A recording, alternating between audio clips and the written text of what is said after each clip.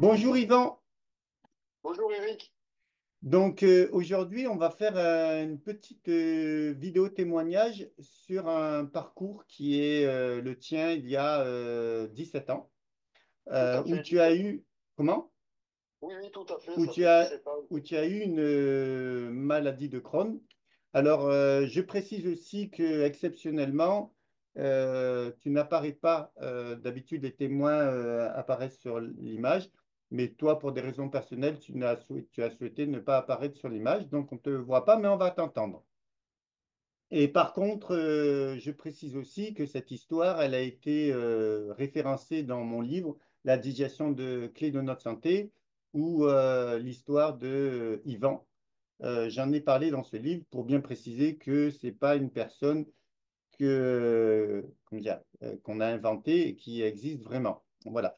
Donc j'aimerais que tu te présentes et puis que tu nous expliques un peu ton parcours avec moi dans ce trouble de santé que tu as eu.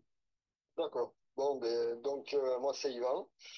En 2008, on m'a décelé une maladie de Crohn, avec tout son lot de symptômes invalidants qui m'ont amené à consulter des spécialistes sur les maladies digestives. Je me suis présenté à un centre hospitalier dans ma région. On m'a pris en charge pendant une grosse année avec des protocoles médicamenteux, protocoles régime alimentaire. Et au bout d'un an, tous mes symptômes ne se sont pas estompés. Au contraire, j'avais, à cause des médicaments, des effets secondaires. J'avais des crises assez aiguës qui m'amenaient à rentrer en urgence hospitalisé pour ces inflammations de l'intestin. Au bout d'une grosse année, j'ai pris la décision de chercher d'autres protocoles pour améliorer ma santé. C'est comme ça que je suis arrivé vers toi. D'accord. Alors moi, je précise que je suis naturopathe hygiéniste, qu'à l'époque, bon, moi, ça fait 32 ans que je fais ce métier, donc à l'époque, 17, 18 ans en arrière, j'avais quand même 12 ou 13 ans déjà d'activité et d'expérience, et qu'au moment où tu es venu me voir, j'étais en train justement de préparer ce livre dont j'ai parlé, La digestion qui est de notre santé. Donc, au moment où tu es arrivé, je faisais déjà des recherches plus approfondies pour écrire ce livre. Et donc, ça a été une occasion euh, intéressante pour moi professionnellement de t'aider à ce moment-là, puisque je faisais des travaux de recherche sur tous les processus de digestif, justement. Alors, évidemment que j'avais acquis pas mal d'expérience déjà, mais j'ai renforcé mes connaissances justement pour écrire ce livre. Donc, quand tu es venu me voir, il y a 17, 18 ans en arrière, Il y a 17 ans. il y a 17 ans en arrière, il faut préciser que ta maladie était déjà à un stade avancé parce qu'il y a des gens qui ont des maladies de Crohn à des stades débutants et donc c'est beaucoup plus facile à réguler que, une pathologie qui est avancée où tu avais de nombreux symptômes. Moi, je me rappelle que tu avais beaucoup de diarrhée, tu avais la peau du visage qui était très inflammée, très rouge, tu avais énormément d'inconfort et de douleurs digestives, tu vas pouvoir Mhm. en parler.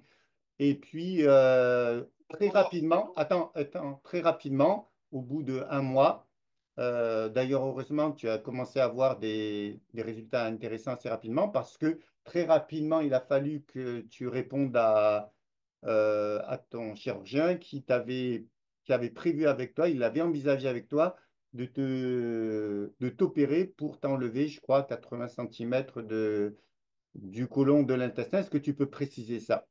Euh, oui, tout à fait. Suite à maintes alertes et crises aiguës, la dernière en date m'a amené à être hospitalisé, pardon, 2 mois en clinique. Et au bout de ces 2 mois, les protocoles qu'on m'a administrés ne fonctionnaient pas. Donc, on m'a proposé effectivement de m'enlever une trentaine de centimètres de l'intestin, du gros intestin.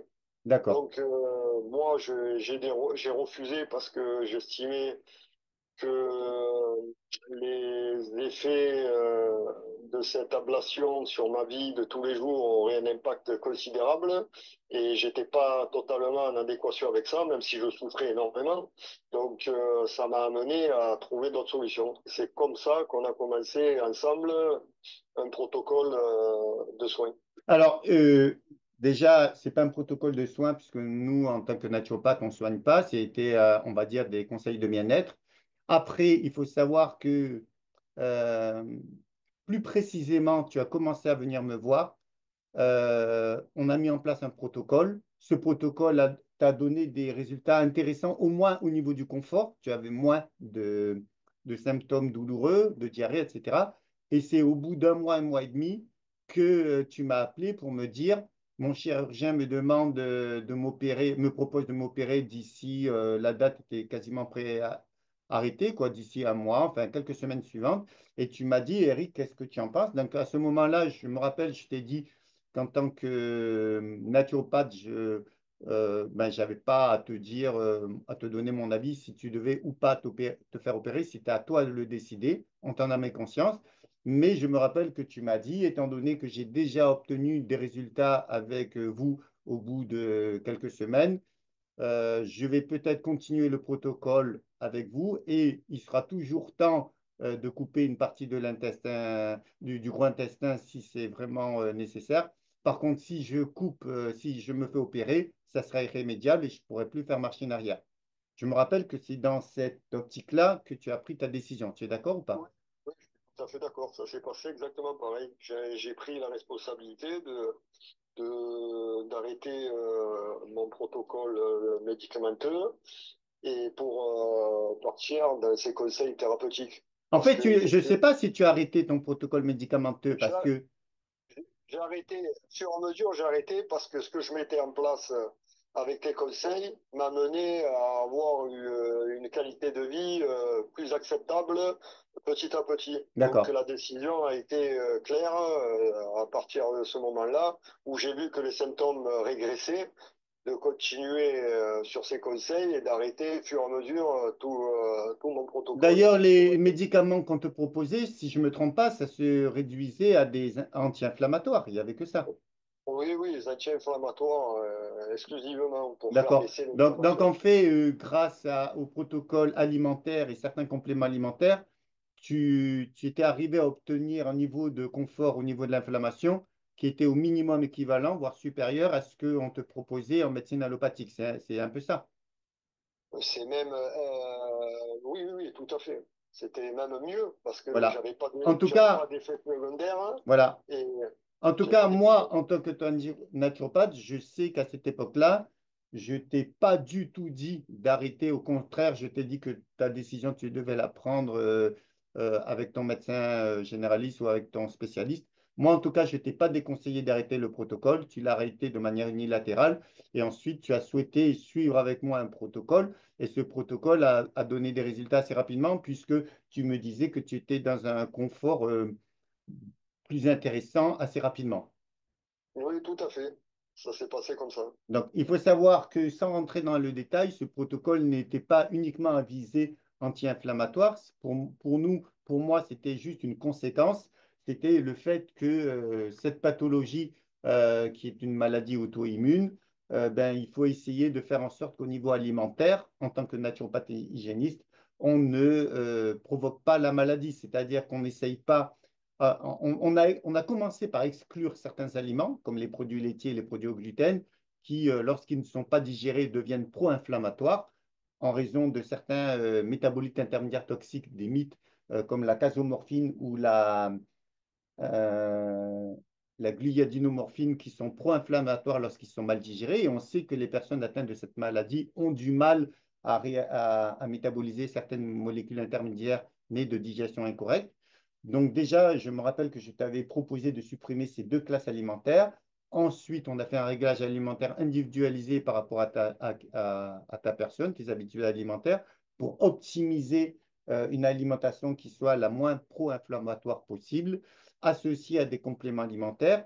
Et assez rapidement, non seulement tu me dis si je me trompe, non seulement tu avais moins d'inflammation, ça s'est atténué petit à petit, et il faut rajouter aussi que les marqueurs biochimiques, inflammatoire. tels que la C-réactive, avaient diminué de manière notoire, et ça, on pouvait le voir sur les bilans euh, Ah ouais, biologiques. Est-ce que tu es d'accord avec ça? je suis d'accord avec ça. Et ça s'est produit rapidement, comme on disait Enfin, précédemment. rapidement, ça a pris quelques mois quand même. Oui, mais au bout d'un mois et demi, 2 mois, euh, déjà les crises inflammatoires se sont espacées. Et effectivement, les marqueurs inflammatoires par la prise de sang révélaient que, avec le protocole, ça diminuait fortement. D'accord, d'accord. Donc, est-ce que je me trompe que tu as mis à peu près un an pour stabiliser fortement ton trouble de santé au point que tu n'avais quasiment plus de symptômes, même si après, il a fallu encore un peu de temps pour que tout ça se consolide, mais il t'a fallu à peu près un an pour obtenir un confort de vie important. C'est ça ou Oui, pas? c'est ça. Ça a mis un an, à peu près un an, pour retrouver un équilibre serein, pas de symptômes au quotidien. Donc, ça a mis à peu près ce temps-là. Est-ce que, alors après, on m'a posé la question et aussi on t'a posé la question, est-ce qu'on peut considérer qu'aujourd'hui, 17 ans après, tu es guéri? Moi, en tout cas, c'est un terme que je n'utiliserai pas pour la bonne raison que je suis naturopathe et qu'un naturopathe ne parle pas ni de maladie ni de guérison.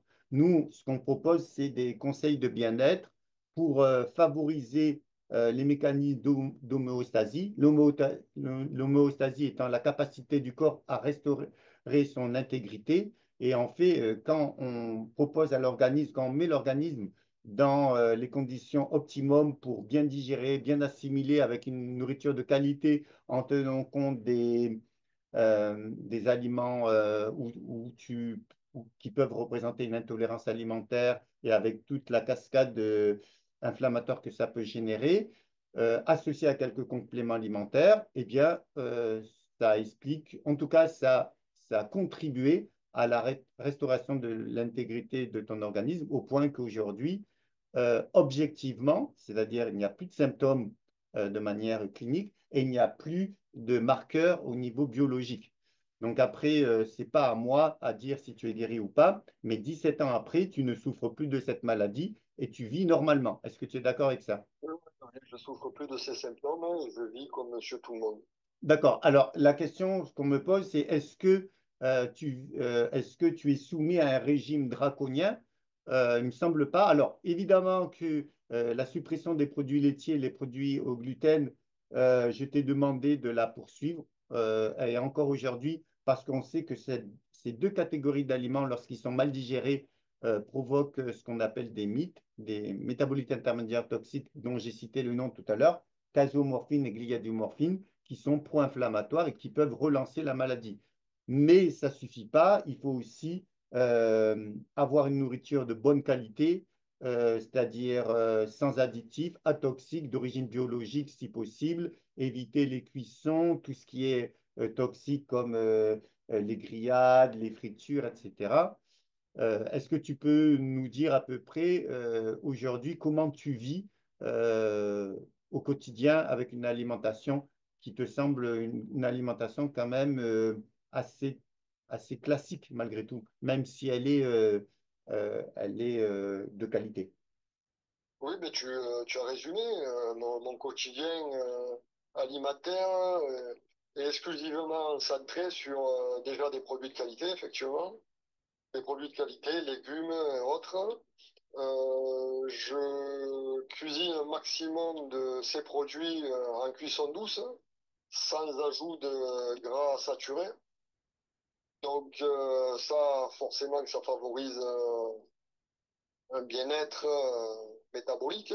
Voilà. Il y a une Euh, chose aussi qui est importante à préciser, c'est que en tant que naturopathe, assez régulièrement, tu m'as consulté pour optimiser ton alimentation pour pas qu'il y ait ce qu'on appelle des troubles digestifs. Parce que dès qu'il y a des troubles digestifs, ballonnements, aigreurs qui peuvent apparaître comme des symptômes anodins, ça peut déclencher la maladie et donc constamment, tu veilles à ce que ton alimentation soit optimum en termes de digestion. Alors, il y a bien sûr la qualité alimentaire, mais il y a aussi le processus digestif. Il ne faut pas qu'il y ait de ballonnement, d'aigreur, de remontée acide, etc. Parce que même avec une nourriture d'origine biologique, si elle n'est pas adaptée au niveau des associations alimentaires, au niveau des quantités, au niveau de tout le processus digestif, eh bien, on peut avoir une nourriture la plus performante en théorie et avoir des troubles digestifs qui peuvent relancer les processus inflammatoires. Donc, je sais qu'on a beaucoup travaillé ensemble au niveau des réglages alimentaires pour que tu aies une digestion la plus confortable possible, c'est-à-dire sans aucun symptôme, sans aucun trouble. Est-ce que tu es d'accord avec ça? D'accord avec ça. D'accord. Est-ce que tu peux nous dire, nous résumer un peu ton parcours, euh, euh, nous rappeler les étapes importantes de ce qui s'est passé en 17 ans? Le début, voilà. Est-ce que tu peux nous raconter assez succinctement comment tout ça, ça s'est déroulé?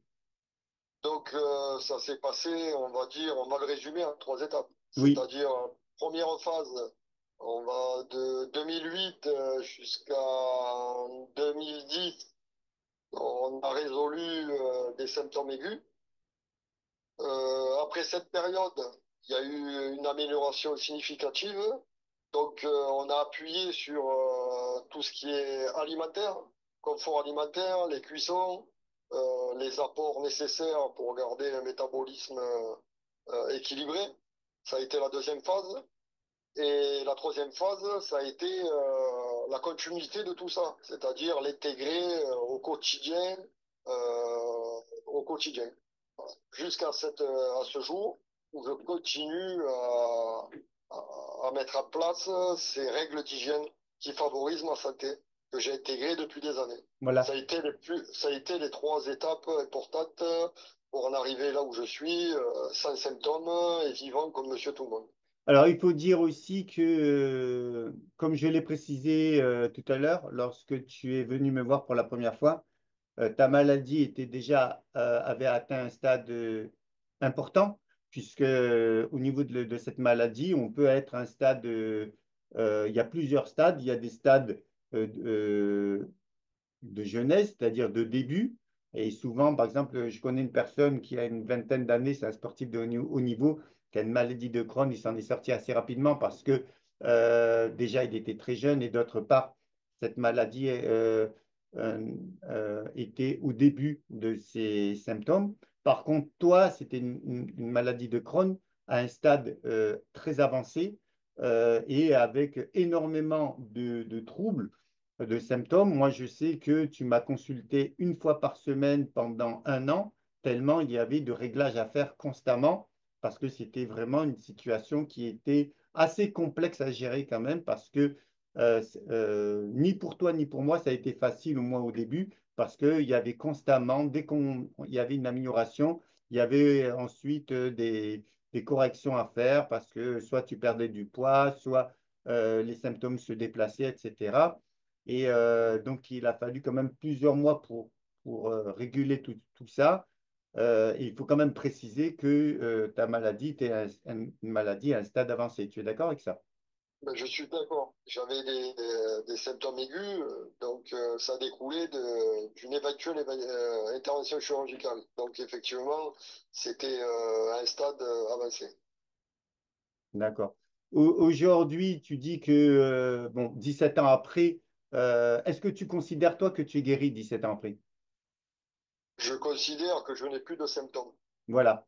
Oui. Ah, c'est bien comme réponse, parce qu'il faut savoir que si tu te laissais aller, aujourd'hui, de manière objective, euh, il y a une sorte de guérison qui s'est opérée. Ceci dit, si tu te laissais aller ou si tu n'étais pas vigilant, même si tu as une alimentation assez classique, mais quand même une nourriture qui est quand même optimisée, dans le sens que tu fais attention à la qualité, aux associations alimentaires, etc. Mais si tu te laissais aller, on ne prend pas de risque à dire que la maladie pourrait tout à fait Se réinstaller. voilà, j'allais dire renaître de ses cendres. En tout cas, se réinstaller et puis passer très rapidement en phase aiguë parce que euh, tu as un peu une épée de Damoclès dans le sens que si tu te laisses aller, le commun des mortels, il n'y aura pas forcément des troubles et toi, par contre, tu auras des troubles. Par contre, depuis 17 ans que tu exerces une vigilance modérée, c'est-à-dire sans avoir un régime draconien, mais avec une alimentation euh, qui est optimisée, mais qui reste quand même une nourriture qui n'est pas, qui te fait pas suivre un régime draconien, eh bien, tu arrives à vivre tout à fait normalement, sans aucun symptôme lié à cette maladie. Tu es d'accord avec ça? Oui, je confirme ça. Ok. Si tu avais un mot pour résumer ton parcours, tu dirais quoi? Quelles sont les qualités auxquelles tu as été confronté pour justement arriver à bout de ce trouble de santé?